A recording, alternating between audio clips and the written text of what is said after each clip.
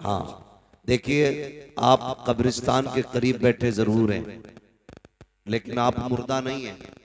मैं आपको बता दूं, आप जिंदा हैं जी। अगर भूल गए हो यहाँ के तो बता दूं, जिंदा हैं। और जिंदा जब बोलते हैं तो जिंदों को सुनाई देता है। बेशक। बात अच्छी लगे तो आपको क्या कहना है? सुभान अल्लाह। मैं बार बार तो आपसे हाथ उठवाऊंगा नहीं, ठीक है? आप ये सबक याद कर लीजिए, आपको बात अच्छी लगे तब आपको बोलना है। और क्या कहना है? अभी सारे नहीं बोले, जरा बोल के बताएं सुभान अल्लाह। सुभान अल्लाह। मैंने कहा अपने बच्चों को दुरूद का आदी बनाओ। स्कूल पढ़ाते हैं कि नहीं? बच्चों को पढ़ाते हैं। बच्चों को क्यों ऐसे शर्म से सर हिला रहे हैं? तालीम अच्छी बात है, पढ़ाना चाहिए। और जो लोग पीछे हैं उनसे मैं गुजारिश करूंगा, आगे बढ़िए, अपने बच्चों को अच्छी तालीम दीजिए। तालीम हमारा सबसे बड़ा हथियार है। जो कौम तालीम में पीछे हो जाती है फिर वो तरक्की में भी पीछे हो जाया करती है। और एक बात करूं, बहुत बढ़ के एक बात कहूंगा, बुरा ना मानना, आज डॉक्टरों की कमी नहीं है। एमबीबीएस रोड पे अगर आप निकले तो 8-10 आपको तख्तियां एमबीबीएस की लगी मिल जाएंगी।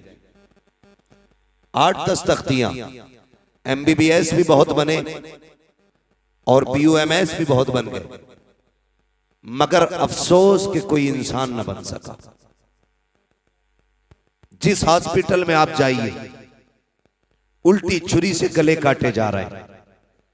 दुनिया इतनी जालिम हो चुकी है, पैसा ही असल हो चुका है। पैसा कमाने के लिए लाशों के ऑक्सीजन लगाने के बाद 3 दिन तक उन्हें रख करके पैसा वसूल किया जाता है और 3 दिन के बाद कहा जाता है ये मर चुका है। अपनी लाश ले जाइए। जब फैमिली वाले लेने के लिए आते हैं तो उसी हॉस्पिटल का एक मेंबर आके कहता है लाश बाद में मिलेगी, पहले आपको इसकी टोटल फीस जमा करनी पड़ेगी। इलाज नहीं हो रहे, अब लाशों के सौदे हो रहे हैं। मैं तो अक्सर कहा करता हूं यार, अगर तुम्हें यह लगे कि कोई बंदा मरने वाला है तो उसे हॉस्पिटल न लेके जाना, उसे पाक से बिस्तर पे अपने घर में लेटा देना। कम से कम अगर चैन से जी ना सका तो चैन से मर तो सकता है। लेकिन हम करते क्या है? 2 बातें हमें खा जाती हैं। एक तो ये कि अगर हॉस्पिटल ना लेके गए तो दुनिया क्या कहेगी। दूसरा ये कि ये घर में खांसे का बच्चों को तकलीफ होगी। ये सोच करके हम हॉस्पिटल लेके भागते हैं। और हॉस्पिटल की कंडीशन आप देखिए, जिस बिस्तर पे बंदा लेटा है वो बिस्तर भी ना पाक, जो चादर इसके नीचे बिछी है वो चादर भी ना पाक, जो कपड़ा कॉटन का इसको पहनाया गया है वो कपड़ा भी ना पाक, आईसीयू में रखने के बाद मुंह पे ऑक्सीजन लगा दिया गया। अब कोई भी अपना उसके अंदर नहीं जा सकता। पूरे का पूरा स्टाफ ऐसा है जिसे कलमा तो बड़ी बात है, इस्लाम तक नहीं आता। मुझे बताओ अगर रूह निकलने लगे कितनी बेबसी की मौत होगी, जहां रहमत के फरिश्ते तक ना आए। मरते वक्त कौन क्या चाहता है? हर शख्स ये चाहता है मरते वक्त मेरी रूह आसानी से निकल जाए। क्या ही अच्छा हो तेरे घर के अंदर तेरा बाप लेटा हो, पाक बिस्तर हो, पाक चादर हो, पाक लिबास हो, इधर रूह बदन से निकलना शुरू करे। अगर बेटे को कुरान आता है तो बहुत अच्छा, भतीजे को आता है तब भी अच्छा है, खानदान में किसी को कुरान आता है तब भी अच्छा है। मैं जानता हूं अगर खानदान में भी किसी को कुरान नहीं आता होगा तो कम से कम बेटों को इतनी गैरत तो आती होगी। मस्जिद जाकर इमाम को बुला करके लाएंगे, वो आके बाप के सरहाने खड़ा होगा, इधर रूह निकलती होगी, वो यासीन पढ़ना शुरू करेगा, इधर रूह निकलती होगी, वो सूरह रहमान पढ़ना शुरू करेगा। फिर तेरा बाप बेबसी की मौत नहीं मरेगा, बल्कि शान से कहता जाएगा इन्हें जाना, इन्हें माना, न रखा गैर से काम, लिल्लाहिल हम्द में दुनिया से मुसलमान। नारे तकबीर, नारे रिसालत, मसलक के आला हजरत फैजाने कुरान मुफ्ती हम्माद रजा साहिब क़िबला। मैं कहता हूं पढ़ो और आगे बढ़ो। कम से कम मैं एक बात बता दूं, खुदा की कसम खा के कहता हूं, इससे बड़ी कसम कोई नहीं। अल्लाह ने मुसलमान के सीने में रहम रखा है, मुसलमान के दिल में रहम रखा है। वो कितना भी बड़ा दुनियादार हो जाए, किसी न किसी गोशे में रहम रहता है। अगर आपका बेटा MBBS होगा, कुछ नहीं PUMS ही हो जाए, कोई गरीब रोता हुआ आएगा तो कभी मुस्तफा के नाम पे उसे फ्री दवा मिल जाए, कभी हुजूर के नाम पे उसका फ्री इलाज हो जाए, कम से कम कुछ भी ना सही और बढ़ के बात करने लगा हूं।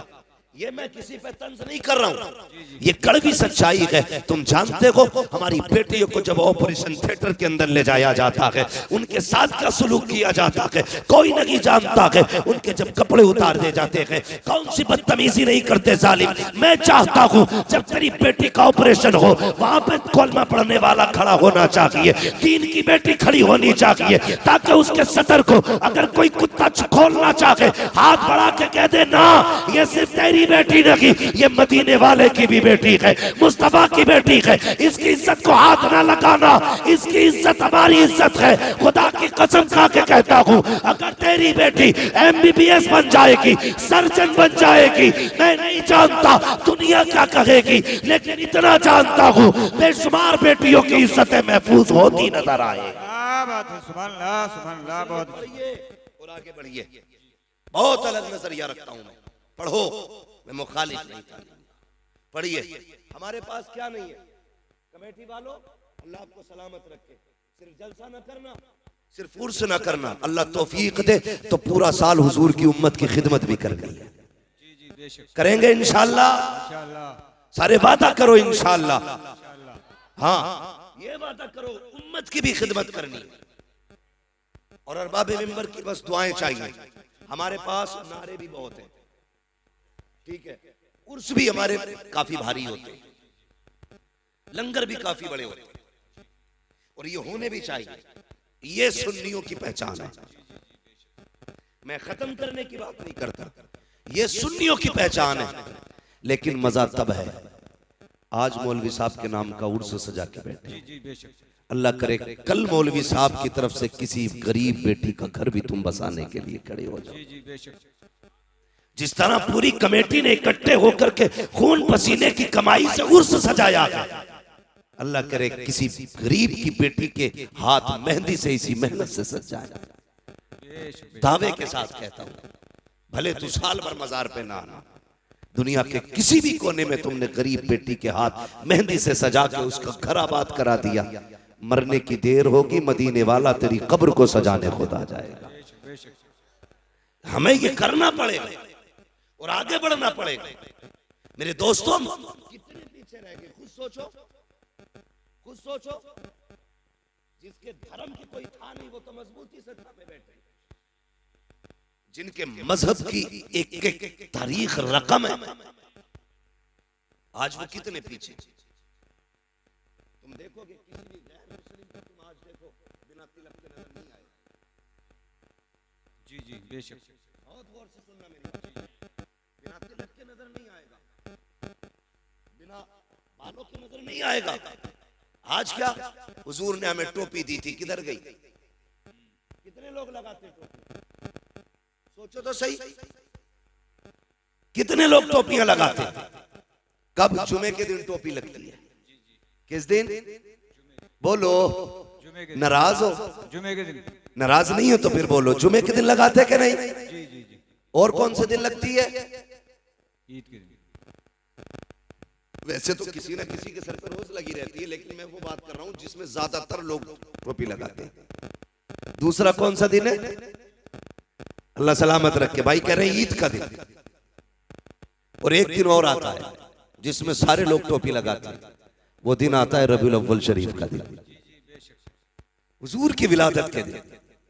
सबके सर पे टोपियां होती हैं। और एक दिन और आता है जिसे मुहर्रम की 10 तारीख कहा जाता है, जिसमें अक्सर लोगों के सर पे टोपी होती है। जब सब टोपी लगा लेते हैं तो हुकूमत हिल जाती है। तो मैंने 4 बार टोपी लगाई, हुकूमत हिल गई।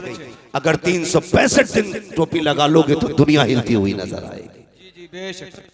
लेकिन लोग कहते हैं अरे मौलवी साहब तकरीर करना, लोनी और दुपट्टे ना ओढ़ने। तो मैं सीधी बात कहता हूं, जब से लड़कों ने टोपियां उतार दी, बेटियों ने दुपट्टे उतार दिए। बाप टोपी ओढ़ना शुरू कर दे, बेटियां दुपट्टे ओढ़ना शुरू कर देंगी। आदत डालिए बच्चों के, आदत डाली। गलत मैसेज मत लेके जाना, मेरी बात का ये मत निकालना मैं किसी को सताने आया था, दिल तोड़ने आया था। मैं बताना चाहता हूं, आज शादियां आप देखिए, शादियों में जाओ तो शरीफ आदमी खड़ा नहीं हो सकता। भाई कितने में किया होटल बुक के? 2 लाख में, 5 लाख में, और एक इज्जतदार आदमी अंदर एक लुकमा नहीं खा सकता। हजरत को ले जाना, टहल टाल के बाहर आ जाएंगे, क्योंकि वहां जितने खा रहे हैं सब बैलों की तरह घूम घूम के खा रहे हैं। नीचे बैठ के खाने वाले को तो पागल समझा जाता है। और अजीब लोगों का सिस्टम है। एक ने तो कारी असगर साहब एक ही प्लेट में बिरयानी भी डाली, कौरमा भी डाला, जर्दा भी डाला, कोल्ड ड्रिंक थी, वो दूसरे हालात में पकड़े पड़ा। अब वो खाए कैसे? हालात देखिए। और प्लेटें वो कई जगह पे फाइबर वाली, वो फटी कपड़ों पे। बारात आफत में बदल गई। हमने 4-4 लाख के मैरिज हाल तो किए, हमने 10 रुपए का दस्तरखान नहीं बिछाया। हमने 10-10 लाख लगा करके दुनिया की शोहरतें हासिल की। क्या कि अच्छा होता जमीन पे बैठ के मुस्तफा की सुन्नत को जिंदा किया होता। क्या कि अच्छा होता। लो एक बात और बता दो, जो खड़े होके खाते हैं उनकी बरकतों का मामला ये है, उसमें डबल खर्चा आता है। जो बैठ के खाते हैं उसमें आधा खर्चा आता है। लोग कहते हैं ये फेंकने में जाये हुआ है। मैं कहता हूं नहीं, तुमने सुन्नते मुस्तफा छोड़ी इसलिए बरकतें उठा दी गई। तू बैठ के खा, खुदा की कसम जितने खाने में एक बारात का भला होगा उतने खाने में अल्लाह 2 बेटियों के घरों को आबाद करेगा। नारे तकबीर, नारे रिसालत, मसलक के आला हजरत मुफ्ती हम्माद रजा साहिब क़िबला। बात खाने की आ गई तो एक और कह दूं, कार्ड आता, कार्ड एक आदमी की दावत है तो मोटरसाइकिल पे 3 बैठ के जाते हैं। समझ रहे मेरी बात? ये बात गौर से सुनना। एक पे 3 बैठ के जा रहे हैं, रास्ते में दोस्त मिल गया, उससे कहते तू भी टंग जा।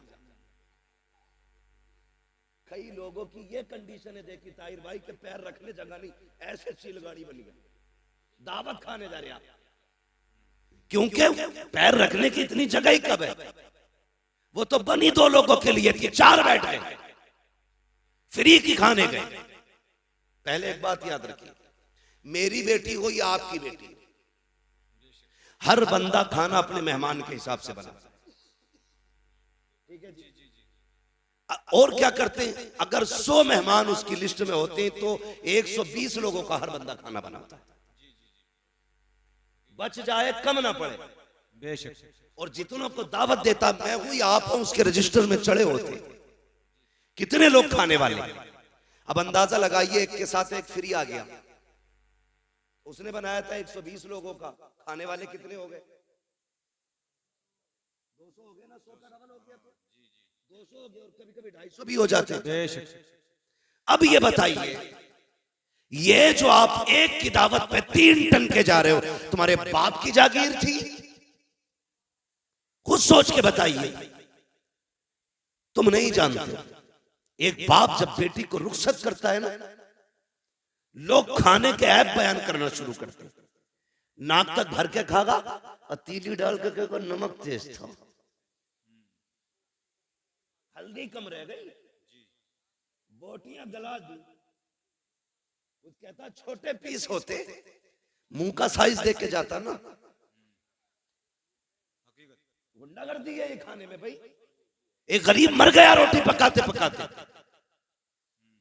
तुम किसी के खाने को खाने के बाद कहते हो इसका चावल कच्चा था, नमक तेज था, मिर्च ज्यादा थी, हल्दी कम डाली गई, तेल ज्यादा था। और यार इतना बोलने से पहले जरा पंडाल में जिधर खाना चल रहा है उधर देख तो सही। किसी कोने में बेटी का बाप गर्दन झुकाए खड़ा होगा, वो देख रहा होगा, वो दिल में कहता होगा मालिक रोटी कम ना पड़ जाए, मालिक शोरबा कम ना पड़ जाए। किसी कोने में खड़े होके कहता है या अल्लाह आज इज्जत रख लेना, तुझे क्या पता तेरी नजर में तो एक वक्त का उड़द गोश्त है, उस बाप से पूछ उसने इस उर्दों के लिए कितने दिन ओवर टाइम ड्यूटी की है, उससे पूछ एक वक्त के खाने के लिए उसने कितनी रातों में उठ उठ के मजदूरियां की है, उससे पूछ उसने कितनी मेहनत से एक बारात का खाना बनाया है। जब से बेटी पैदा हुई है इसने नए कपड़े पहनना छोड़ दिए थे, जब से बेटी घर में आई थी इसने घी दूध खाना छोड़ दिया था, जब से बेटी घर में आई थी इसने अपने शौक खत्म कर दिए थे। और तू कहता है खाने में कमी रह गई है।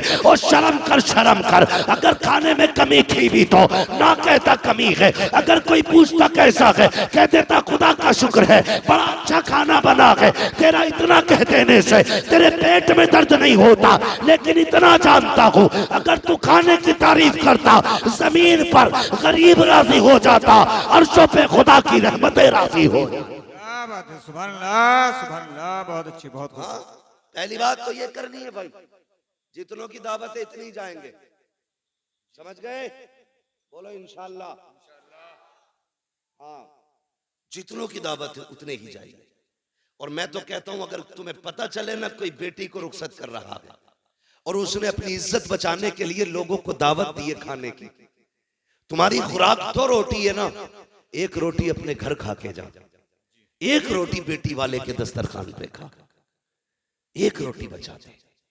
खुदा की कसम अगर तेरी छोड़ी हुई एक रोटी से गरीब की इज्जत बच गई, अल्लाह कयामत में तेरी इज्जत की हिफाजत फरमाएगा। हाँ, ये बहुत छोटी छोटी बातें हैं लेकिन ये जन्नत में ले जाने वाली बात। लोगों की इज्जत का ख्याल रखा करो, मान रखा करो लोगों की इज्जत का। अल्लाह आपको सलामत रखे। कोशिश ये करनी है हमें सिर्फ जलसा नहीं कराना है, हमें हुजूर के दीन की भी मदद करनी है, हमें इस्लाम की बेटियों की भी मदद करनी है। और एक बात जिम्मेदारी के साथ कहना चाहता हूं, जो जरूरी बातें वही कहने के लिए आया हूं। कोशिश ये करें, मैंने भी मस्जिद देखी, अल्लाह सलामत रखे उन लोगों को जिन्होंने मस्जिदों को अपने घर से ज्यादा खूबसूरत बनाया है। और इतनी गुजारिश हो रही है जैसे तुमने पत्थर से मस्जिद को सजाया है ना, वैसे सजदे से भी मस्जिद को सजा लेना। जिस खूबसूरती से तुमने मस्जिद बनाई है ना, उसी खूबसूरती से तुम जाकर सफों में भी बैठना। अल्लाह सबका दिल मस्जिद में लगाए, सबको 5 वक्ता नमाजी बनाए। बड़ी प्यारी मस्जिद है और लग रहा था कि हाँ किसी जगह पे बैठे। मगर मेरा एक मशवरा और है, इस वक्त सबसे ज्यादा जरूरी है हमारी खानकाहों, हमारे मदरसों, हमारी मस्जिदों के साथ साथ हमारे अपने स्कूल भी होने चाहिए। जी जी बेशक, हमारे अपने, समझ गए ना मेरी बात? स्कूल जहां हिंदी इंग्लिश पढ़ाई जाती है, स्कूल, समझ गए ना? खानकाहों के साथ साथ हमारे अपने स्कूल भी होने चाहिए। इस वक्त तो हमें मुस्लिम कहां खड़ी है, एक ऐसे दोरागे पे कौम मुस्लिम खड़ी है कि तबाही के अलावा कोई रास्ता नहीं। या तो आप अपनी बेटी को जाहिल रखिए और या फिर आप बेटी से हाथ धो बैठिए। बस 2 रास्ते हैं तुम्हारे पास। समझ रहे मैं क्या कहना चाह रहा हूं? या तो जाहिल रखिए आप बेटी को, अगर बेटी को बचाना चाहते हो तो जाहिल रखिए, और पढ़ाओगे तो खो बैठोगे। इसकी वजह यह है कि हमारे अपने स्कूल नहीं है,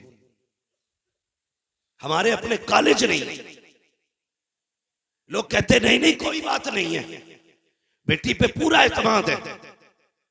मैं बेटियों तक एक बात पहुंचाना चाहूंगा, खुदा की कसम सुनो, दुनिया में जो तुम्हारा बाप तुमसे प्यार कर सकता है वो तुमसे कोई प्यार नहीं कर सकता। बेशक बेशक। लेकिन कमी क्या की हमने? हमने अपनी बच्चियों को स्कूल नहीं दिए। वो ट्यूशन पढ़ने जाती हैं, वो स्कूल पढ़ने के लिए जाती है। ट्यूशन के नाम पे क्या होता है आप सोच भी नहीं सकते। इस्लाम दुश्मन ताकतें पूरी प्लानिंग के साथ खड़ी है, तेरी बेटी को घर से कदम निकालने की दे रहे। मैं नहीं कहता तेरी बेटी गलत है, लेकिन उसे बिगाड़ने में ज्यादा देर नहीं लगती है, इसलिए कि इस्लाम के दुश्मन पैसे भी लिए खड़े, ऐश के सामान भी लिए खड़े हैं, पूरी मदद भी उनके साथ है। जो लड़कियां चाहती हैं वो हो जाता है, इसलिए कि पावर ताकत उनके साथ है। क्या कर सकते हो तुम? कुछ नहीं कर सकते। तुम्हें बताऊं, दिल रोया जब मैंने एक वीडियो के अंदर देखा, हमारी बेटियां ट्यूशन पढ़ने गई तो वहां के पढ़ाने वाले उनके साथ बदतमीजियां कर रहे हैं। उनको दो लड़कों के बीच में बैठाया जाता है, दो लड़कों के बीच में एक लड़की बैठी होती है। हम ये सोचते हैं बेटी पढ़ने गई है, अरे मती मारी गई है हमारी, हम किस जगह पे चलने लगे हैं? आंखें बंद करके बैठे हो। कल जब बेटी चली जाती है, सोनू मोनू के साथ सोती है, फिर सर पीट के रह जाते हो। कैसे पलट के आएगी? गई हुई इज्जत कभी आया नहीं करती, जाने वाली आबरू कभी लौट के नहीं आती है। जैसे कबान से निकला तीर कभी वापस नहीं आता, जबान से निकली बात कभी वापस नहीं आती है, घर से निकली इज्जत कभी वापस नहीं आया करती है। जब बेटियां बेआबरू हो जाती है, कितना तड़प लो, कुछ नहीं होगा। अगर इज्जतें चाहते हो, अपने स्कूल बनाओ, अपने कॉलेजेस बनाओ, उनको तालीम दो और दुनिया को बता दो हम करबला वाले हुसैन के मानने वाले हैं। खानकाहे भी हम बनाएंगे, स्कूल भी हम बनाएंगे। नारे तकबीर, नारे रिसालत, मसलक के आला हजरत फैजाने हुजूर ताजुल शरिया, रज़वियों की तकरीर, नबी के दुश्मनों की फूट गई तकदीर। समझ रहे मेरी बात? ये भी कोशिश करो खान साहबो, तुम्हारे अपने स्कूल होने चाहिए। और फख्र से कहो हमारा अपना स्कूल है। क्या इनके नकाब नहीं उतारे गए स्कूलों में? दुनिया गूंगी बनी रही, मुझसे बर्दाश्त नहीं होता। मौत एक बार आनी है, एक बार मरना है। और याद रखिएगा, किसी ना किसी को तो कुर्बान होना पड़ेगा, किसी ना किसी को तो मरना पड़ेगा। मेरी बात सुने, हमारी बेटियों के नकाब उतारे गए स्कूल में एंट्री से पहले। ड्रेस के नाम पे उनके कपड़े उतार दिए गए। तुम्हारे अपने स्कूल होंगे, किसी की मां ने दूध नहीं पिलाया है, किसी की बेटे की कोई जूती उतार सके, कपड़े तो बड़ी बात।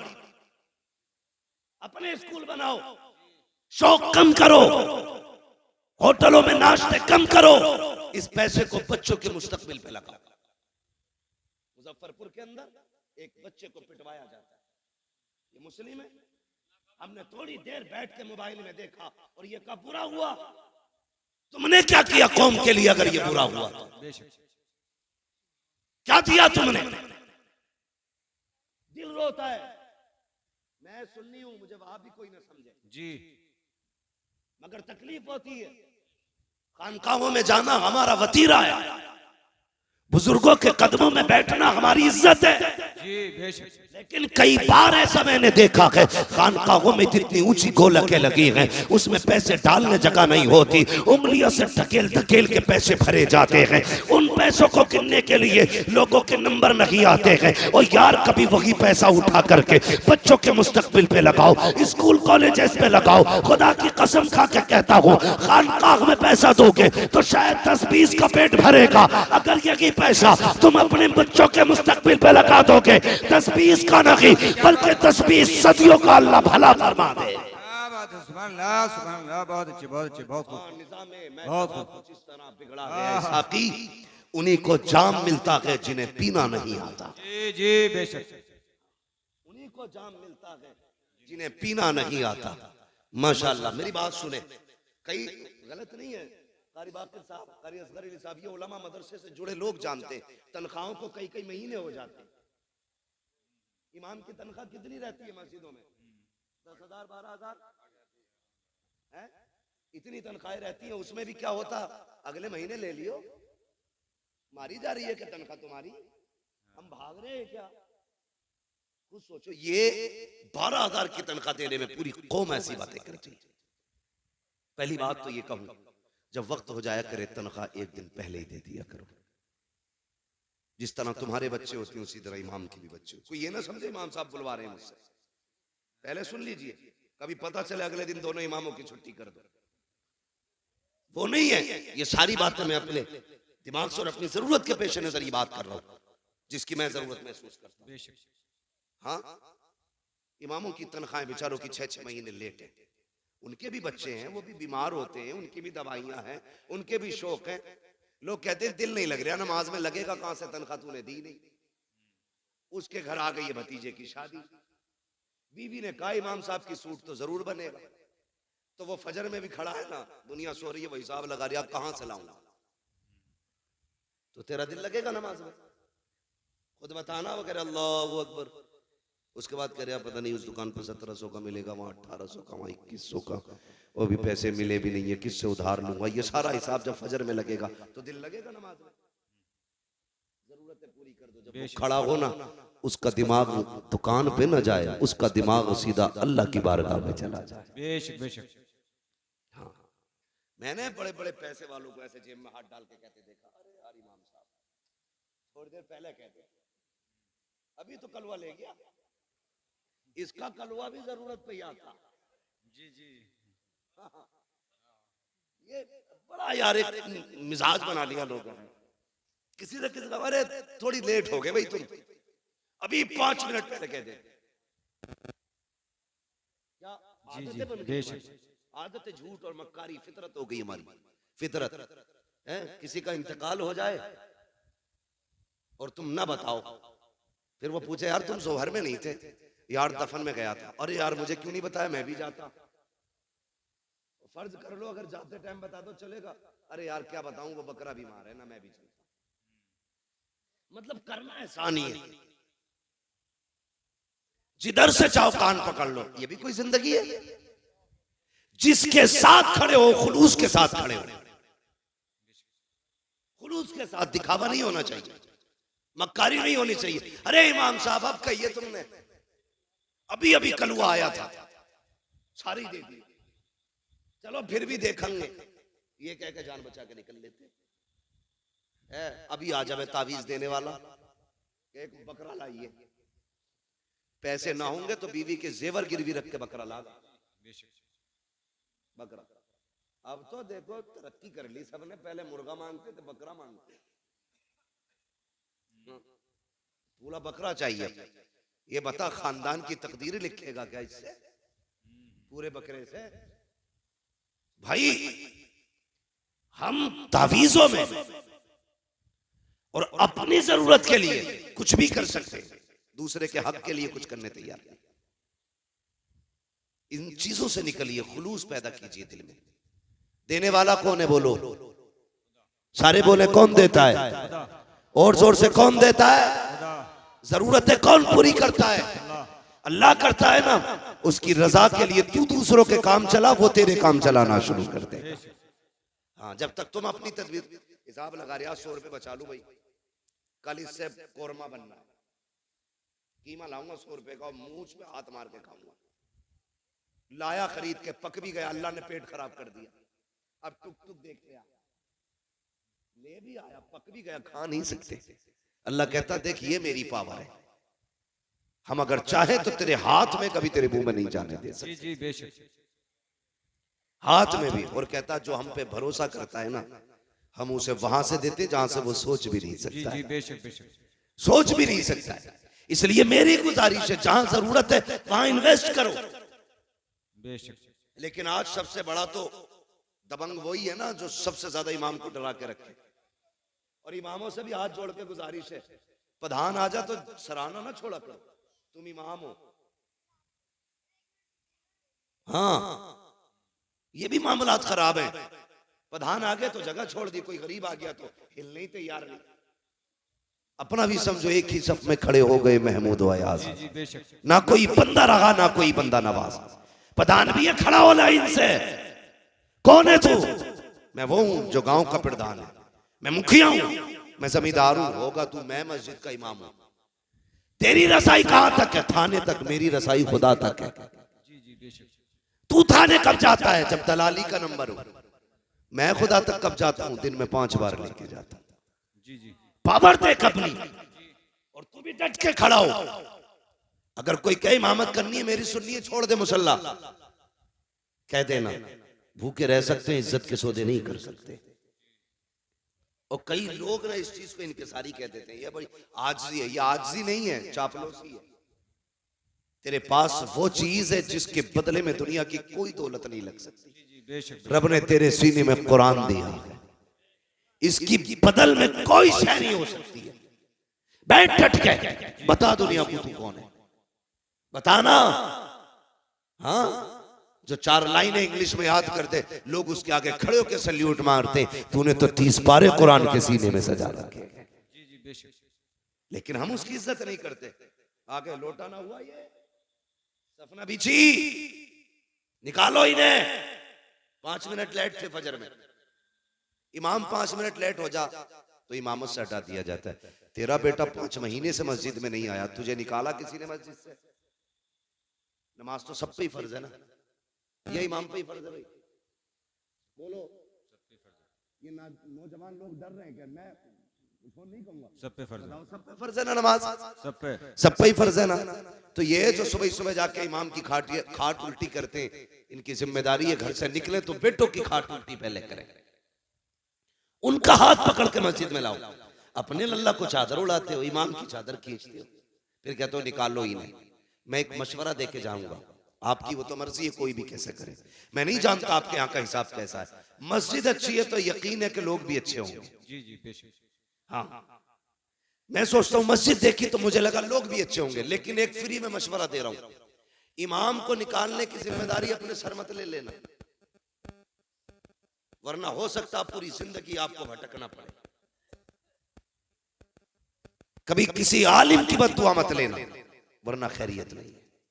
कोशिश ये करना, माना के हाफिज तेरा भतीजा है, चचा है, भाई है, बेटा है, उसे अपना बेटा ना समझ, मुस्तफा का वारिस समझ के उसकी इज्जत किया करो। अल्लाह तुम्हें उसका सवाब अता फरमाए। तो मैं ये कह रहा था, जहां जिस चीज की जरूरत है वहां वो लगाओ। आज हमारे मदरसों की तनख्वाहें मुदर्रिसों की नहीं गई, वहां कोई पैसा देने नहीं जाता, और गोला के नाक तक भरी पड़ी है। नोटबंदी हुई ना तो बोरियों में से गले हुए नोट निकलने थे, गले हुए करेंसी गला दी कई कई करोड़ों रुपए की। अगर वही पैसा मदरसे वालों पे होता तो कितने कुरान वाले पैदा होते, कितने हदीस वाले होते, कितने तजवीद वाले होते, कितने तफसीर वाले होते। खुदा की कसम हर घर में कुरान का दरख्त लगा हुआ था। इसलिए जहां जरूरत है वहीं पे पैसा लगाइए, अपने बच्चों को आगे बढ़ाइए। कमेटी वालों, जलसे के साथ साथ हमें बस्ती भी देखनी है, हमें हुजूर की उम्मत के गरीब भी देखने हैं, हमें बेटियां भी देखनी है, अपनी सोसाइटी को भी आगे बढ़ाना है। अगर जरूरत पड़ी तो स्कूल भी देंगे, जरूरत पड़ी तो कौम के लिए अस्पताल भी बनवाएंगे। कोशिश ये करेंगे जो गरीब लोग हैं हुजूर की उम्मत के, उन्हें मुस्तफा के नाम पे फ्री दवाएं मिलनी चाहिए। करेंगे नहीं, लेकिन करते नहीं लोग, सारा पैसा एडवांस रखते हैं। अल्लाह कहता रख, कितना रखेगा? एक फोड़ा निकालूंगा भेजे में, एक ऑपरेशन 10 लाख का बैठाऊंगा, दूसरा कमर में निकालूंगा 20 लाख का ऑपरेशन, वो 4 फोड़ों में तुझे रोड पे ले आऊंगा। वो कहता है यही दौलत गरीबों पे लुटा, फिर देख मैं तुझे मौत भी ऐसी दूंगा कि तुझे मरते वक्त मौत का एहसास नहीं होने दूंगा। सौदे तो करो रब से यार, सौदे तो करो। इसलिए मेरी गुजारिश है, आप अपने पैसे को भलाई की जगह लगाइए, जरूरतमंदों पे खर्च कीजिए, जो जरूरतमंद नजर आए उन पे पैसा खर्च करें। अल्लाह ताला हमारी कौम को दिन दूनी रात चौगुनी तरक्की अता फरमाए। और एक बात बता दूं, जब भी हुजूर पे दुरूद पढ़ने की बारी आए ना, कंजूसी नहीं करनी। क्या नहीं करनी है? कंजूसी। क्या नहीं करनी है? कंजूसी। कंजूसी समझते हैं ना जी, मैं आप ही के इलाके का हूं, आप ही की जबान बोल रहा हूं। कंजूसी नहीं करनी है, बल्कि जब हुजूर पे दुरूद की बात आए तो फिर खुल के हुजूर के नाम पे दुरूद पढ़ना, बढ़ के हुजूर के नाम पे दुरूद पढ़ना। आपको लंगर भी खाना, कितनी डेगे बनती हैं? कई बनती हैं खिचड़े की, 4-5 डेगे बनती। जी जी जी, अल्लाह सलामत रखे। और हमारा तो अकीदा ये, इन्हीं लंगरों पे हमारी नस्लों के गुजारे। बेशक बरेली से आवाज आती, तेरे टुकड़ों पे पले गैर की ठोकर पे न डाल, झिड़कियां खाए कहां छोड़ के सदका तेरा।